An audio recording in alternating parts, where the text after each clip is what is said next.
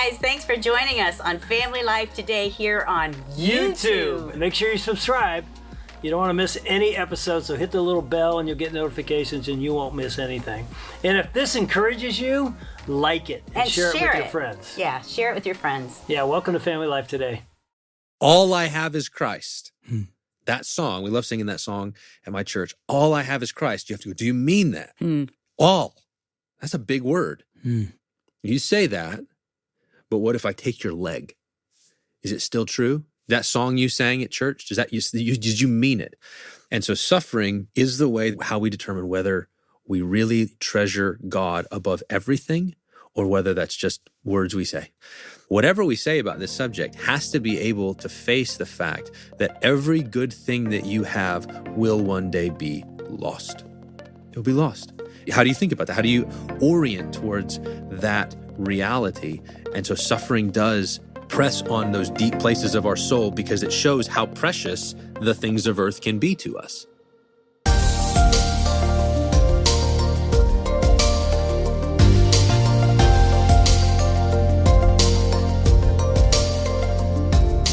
Welcome to Family Life Today, where we want to help you pursue the relationships that matter most. I'm Ann Wilson. And I'm Dave Wilson, and you can find us at FamilyLifeToday.com or on our Family Life app. This is Family Life Today.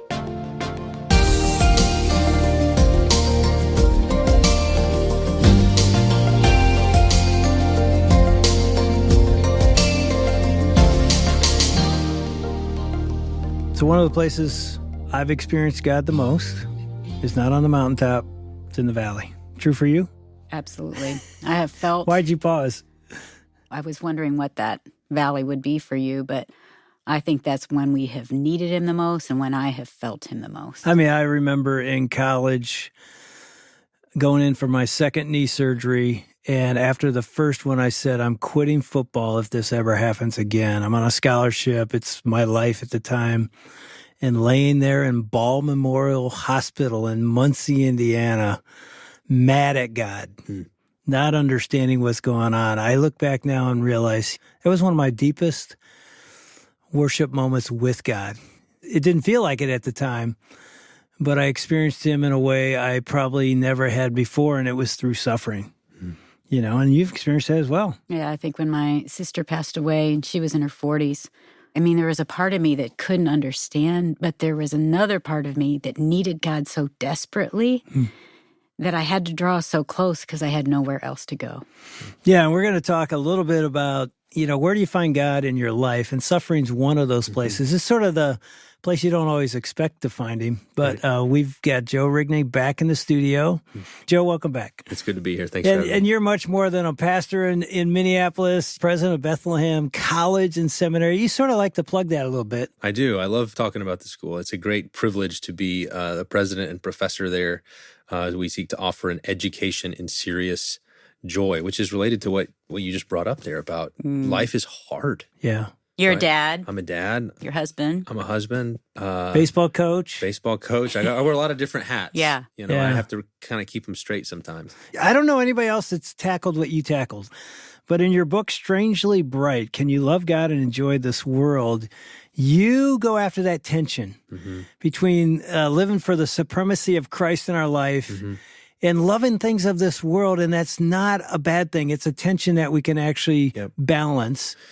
You know, when we talk about this whole topic of how do we love the world, love the things of this earth in a way that honors God. On the one hand, we want to enjoy God in everything and everything in God. I talk about that as the integrated approach. They're together. You know, you don't have to choose. You love football for God's sake. You love baseball for God's sake. You love your food for God's sake, for the glory of God.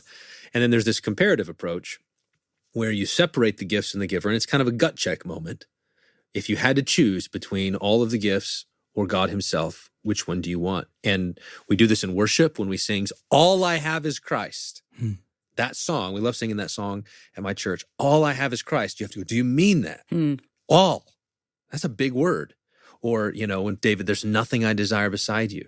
I count everything as rubbish compared to knowing Jesus. Those kind of passages, we want to sing those. Suffering is when God makes us put our money where our mouth is. You say that, but what if I take your leg? Is it still true? That song you sang at church, did you mean it? Suffering is the involuntary way. We don't choose it, but it's the way that we test, do you love God more than fill in the blank? Some people just heard that and thought, does God kick our legs out? Is that God? He absolutely does. Because he loves us and he wants us to have more of him. There are things that he does in our souls in loss that he does not do anywhere else. And all through the Bible, whether you run from a story like Joseph, all the evil that happened to Joseph, the brothers selling him, Potiphar's wife lying about him, getting thrown in prison. At the end of his life, he says, you meant evil against me. God meant it for good. God sent me here. God had purposes in this. Job, same thing, right? Satan's doing it, and all of these people are robbing him and everything else. But who was ultimately behind all of that? God was. Why? Because God loved Job, and he wanted to show him more of himself. And so suffering is the way how we determine whether we really treasure God above everything or whether that's just words we say. When I was writing this book, there's a funny story when I was first getting into this project. I don't know how much your listeners are familiar with the ministry of John Piper. John's a friend and a mentor. He's the chancellor of our school and has been one of the main influences on my life. And I was working on this book. It was a sermon. I was excited about it. So I was telling him about, we enjoy God and everything, enjoy everything in God and all this kind of stuff. And he's listening to me very patiently. And then he looks at me and he says, until you die. That's what he said? That's what he said. Just looked at me. That sounds like John. It sounds a very Piper thing to say. And it was true. Like, that's actually true. Yes, all of these things are good, and you're going to die, and you're going to lose them. You're going to lose them. And so whatever we say about this subject has to be able to face the fact that every good thing that you have will one day be lost. It'll be lost. How do you think about that? How do you orient towards that reality? And so suffering does press on those deep places of our soul because it shows how precious the things of earth can be to us. And I don't mean just like in idolatrous ways, like, somebody breaks into my house and steals my stuff and, that's sad. The Bible talks about rejoicing when your property's plundered because you have hope in God. That's a good thing. But I'm talking about the ones like when the baby dies or the family breaks up and just the hard, whether it's from sin or just natural suffering, any of those sort of situations. Or the brokenness of the world. The brokenness of the world. When that lands on us, we live in a broken and cursed world. When that comes crashing down upon us, the cancer returns. And you have to go, what is God wanting? And it's God is trying to take you deeper through the pain. Have you experienced that? 100%. All the time. Both in my personal life, but then also I'm a pastor. I shepherd students, and just the stuff that just comes, just wave after wave after wave. That's how it feels sometimes, just wave after wave after wave. And at some point you actually start to laugh because you're like, I am absolutely wrecked. Last week we had our pastors conference, and one of the pastors who was speaking was our Kenny Stokes. He's the pastor at Bethlehem Baptist Church. And his message was on, my grace is sufficient for you. My power is made perfect in weakness. It was just, here's the passage, and here's story after story after story after story of the way that God just wrecks us, and then his grace is sufficient. It's just underneath there. So yes, I've got all kinds of pain. We all do. We all do.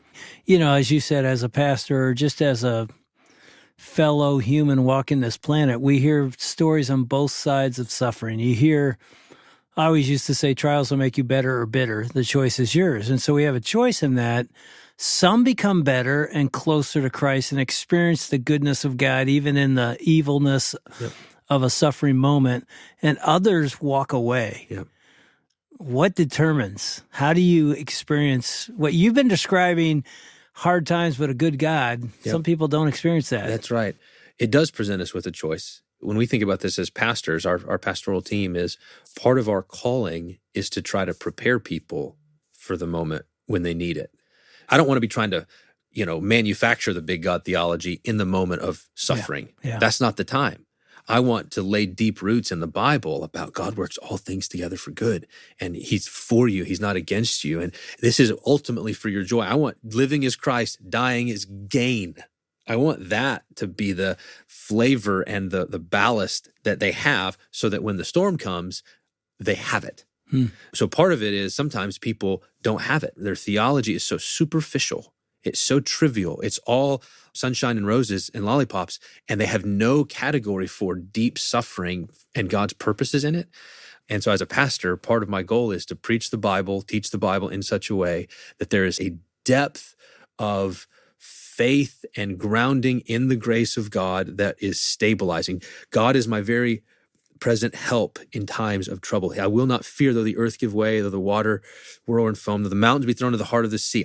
I won't fear because he's my very present help. I want that before the storm comes. I remember hearing Tony Evans on the radio probably 30 years ago talk about you don't see the cement guys pouring the foundation in the storm, in the tornado. rain. That's right. Yeah, he said they're pouring it on that day that's sunny.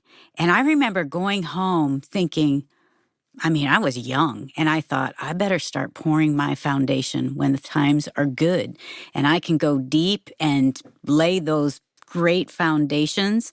It's kind of like the building your house on the sand or the rock in Matthew 7. And so that made me think, I need to be in the Word every day. That's right. I need to be in fellowship every day. And so when we're faced with that trial, my sister's death, I told Dave, I have enough foundation. It's rocking and the storm is just pummeling me.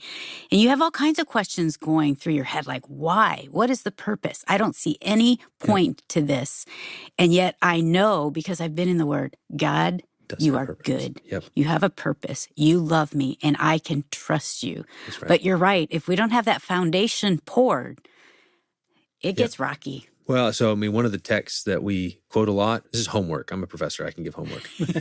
In Habakkuk chapter 3, he says, though the fig tree should not blossom, nor fruit be on the vines, the produce of the olive fail, and the fields yield no food, though the flock be cut off from the fold, and there be no herd in the stalls, yet I will rejoice in the Lord. I will take joy in the God of my salvation. Now, here's the homework. You should, at some point, take an inventory and go, what's your fig tree and fruit and olive and flocks? Put your things in place of his, because you probably don't have fig trees or flocks. If you say, there's no herds in the stalls, you say, that's just Tuesday. That's just a normal, I never have herds in the stalls. What are yours, Joe? If you had to go through, what would you say? It would be things like, though my kids die in a car wreck. That's what it would be. Though my wife get cancer. Right? It would be that sort of thing. Though my father get dementia and Parkinson's, like he did. It's preparing the soul for that moment and saying, if that happens, what am I going to do? And I want to say, I want to be like Habakkuk. I will take joy in the God of my salvation. That's what I want. That's when we talk at Bethlehem College and Seminary about education in serious joy, that's what we mean. Because that joy is not light and trivial and worthless. It's substantive. It's a kind of thing that storms beat on it. Use that image from Matthew 7. The storms beat on it, but it's a rock. And so I want to build that into my life and into the lives of those around me, because that's coming for all of us. I'm guessing there's a listener right now, they're in it. If we could even look at their life, the storm is raging, their walls have been beat down. They're listening and feeling like, I don't think I can muster up rejoicing in this. What do I do? What does love look like when the object of love is being taken? So you've got someone who's dying of an illness or something. And it's like, what it looks like is tears. It looks like grief. It looks like weeping and wailing and saying, why? That's what it looks like. One of the quotes I came across from my dad was, it hurts just as much as it's worth. It hurts as much as it's worth. In other words, the pain, how much it hurts is a measure of the value that you place on whatever it is. And it's like, wow, my dad was really valuable to me. That's why it hurts so bad. And so on the one hand, you don't run from the pain. That's part of it. Lament. You lament, you grieve. And I think this is where, again, the Bible is such an encouragement. Like, you should grieve like Bible people grieve. Which is like, tear your clothes, pour, ashes on your head and cry for 7 days. That's what you do. That's biblical grief. You got the Psalms that are just, how long? Where are you? Why aren't you here? Like, that's what faith does in those kind of circumstances. So you don't have to just take, stoically shove it down and act like it doesn't hurt as much as it does. That's just a lie. I think this happens. I know it happens in our circles. I don't know how widespread it is around in other churches or other communities. When God is taking something precious, you can feel like, I feel guilty because of how much it hurts. You feel that guilt. Because if I really loved God, I wouldn't grieve this way. And I just want to say, no. Yeah. If you really love God and you love his gifts and you're saying thank you for the gifts when they're there, when they get taken, you're going to grieve. Think about Jesus at the tomb of Lazarus. He didn't go because he loved them. So he didn't go heal him. And then when he shows up and they're like, if you'd have been here. Where were you? If you'd have been, both of them come and they say it's the same question. If you'd have been here, my brother wouldn't have died. What do you think they had been talking about for 4 days? Yeah. What had been the conversation in that room? And it was just that question. If he'd have been here, if he'd have been here. And then what does Jesus do? He's troubled in spirit and he weeps. He weeps with them 5 minutes before he brings Lazarus out. Yeah. He didn't just kind of stroll in there with a smile on his face. I got this. He says, I know it hurts. Death is awful. It's awful. I hate it. I'm about to conquer it. I'm the resurrection and the life. And so to the person who feels the loss right now, I want to say God does have purposes here. He's not distant from this. He's in this. And you're only going to find him if you press into the pain and go down and you meet Jesus, who is the man of sorrows and acquainted with grief. Would you say that's the same for the person longing for something that maybe will never happen, like a child? Yeah, absolutely. I mean, there's different kinds of suffering, right? You have Right. the suffering of loss. Like my dad died. I had him and I lost him. And then you've got the suffering of longing. I want to have a husband or a wife, couple who wants to have children. I'm longing for those things and God's not giving what I want him to give. And it's like, it hurts as much as it's worth. Go to him with it and pray and let him be your ultimate comfort. He's the God of all comfort. That's one of his names in the Bible. Yeah. It's a great name. He's the God of all comfort. And he comforts us in our affliction so that we can comfort those in any affliction with the comfort that we have received from Christ. It's interesting how you process that because it's so healthy. Because I think often we've been taught or we think if I lament about the loss of a relationship or a thing or a certain future, or like Ann said, I lament that I'm not going to be able to get what I hope for, a child, a marriage, whatever. That means I value that thing or that person too much because I'm lamenting it. Yep. And you're saying, no. That's actually healthy. Yeah. It's okay. It's actually the process to making sure Christ is supreme in your life. That's right. It's bring the heartache to God. Cast the burden on him. That's what it tells us to do with that pain and that suffering and that loss and that longing, is to bring it to God and lay it before his feet. God's not threatened by his gifts, right? Like he's not threatened by his gifts, which means he's not threatened when you really want them and it hurts that because you lost them or it hurts because you're not getting them. He's not threatened by that.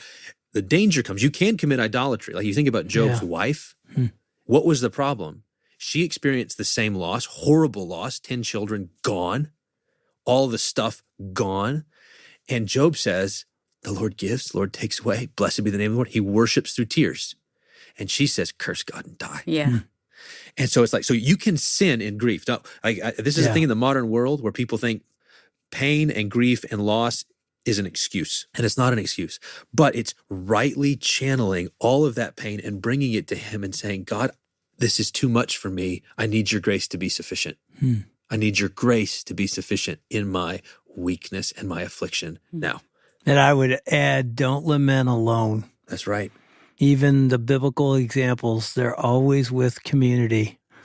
And if the community rejects you because you're lamenting, it's the wrong community. That's absolutely They should be wrapping their arms and saying, I feel your pain, dude. Let me walk with you and point you back as long as it takes, but let's go on that journey together. Well, you've talked about losing your dad. Yeah. And did you guys have this common bond of baseball together? Yeah, we did. So, my dad died in 2013 after 7 or 8 years of Alzheimer's, Parkinson's. Awful. It's a horrible way to die and to watch someone you love wither. Hard as it was on me, I know it was harder on my mom. She lost her best friend. I think I say this in the book, like I miss him most on the baseball field. He's my coach, that was something that we bonded. My brothers and I, we all played baseball. He coached us. That was like a bonding thing. So now here I am with kids of my own and he's not present to be there. And so it is a thing that like I feel the loss about March, April, May most, even though he died in November. It's so funny because some people say that's shallow, baseball. It was the place where the relationship was forged and formed. Yeah. So baseball was valuable because my dad's valuable and baseball is valuable to him because I'm valuable. He loved me, I loved him. And this was one of the places, not the only, but one of the places where that happened. And it's the same thing that's happening with me and my boys. So will you be playing baseball in heaven with your dad? So I have this thing. So I do talk about this in the book about how it's a mental imagination thing. And I need to explain it carefully because some people think it's kind of odd. But it's like there's a thing I don't get to have right now, which is dad cheering while I'm coaching and son is playing. And I think that would be a really sweet thing of earth. That would be really bright.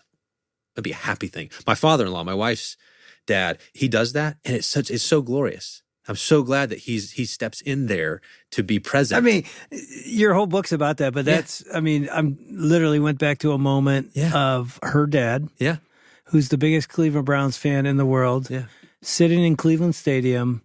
I'm on the sideline with the Detroit Lions. We're playing a preseason game there, and my son's playing for the Lions. So there it is. It's sweet. It was like the sweetest moment ever. Who cares about what happened in the game? It was like this thing that we share. And so you got that with baseball and a dad who's passed. That's right.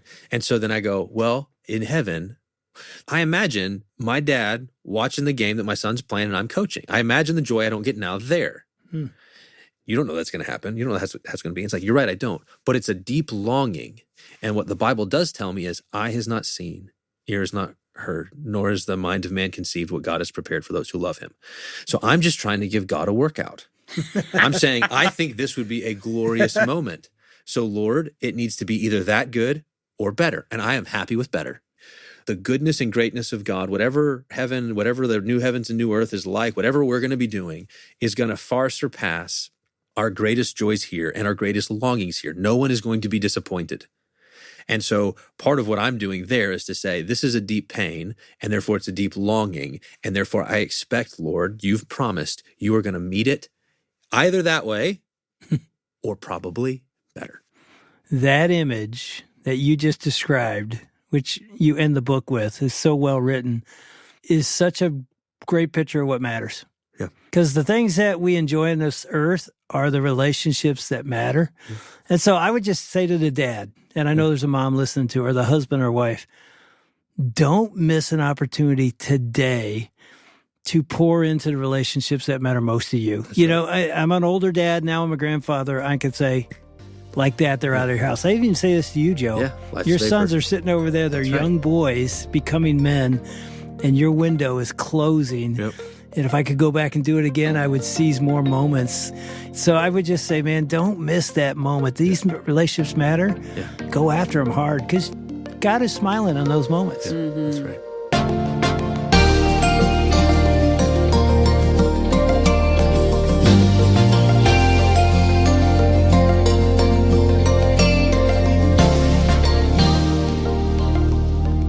That was David Ann Wilson talking with Joe Rigney on Family Life Today. If you'd like a copy of Joe's book, Strangely Bright, you can grab it online at FamilyLifeToday.com, or you can give us a call at 1-800-358-6329. That's 1-800-F as in family, L as in life, and then the word today. Now, what if I told you that the foundation of your marriage isn't all on you to figure out? Well, Family Life's Weekend to Remember is 3 days for you and your spouse to get away together, to hear from great speakers and connect over God's Word. Whether you want to take a road trip or stay close to home, there's a Family Life Weekend to Remember getaway for you. And when you sign up this week, you'll get over 40% off the regular registration price.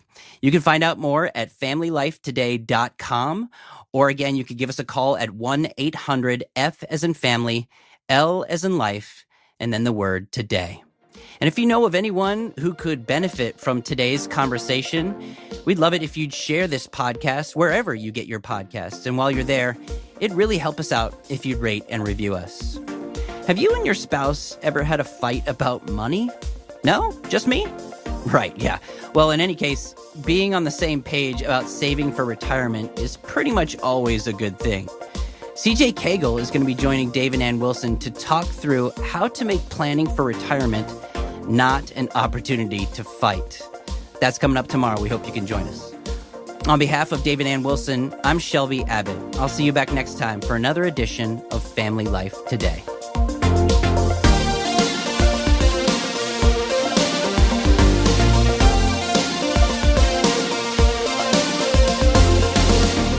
Family Life Today is a production of Family Life, a crew ministry, helping you pursue the relationships that matter most.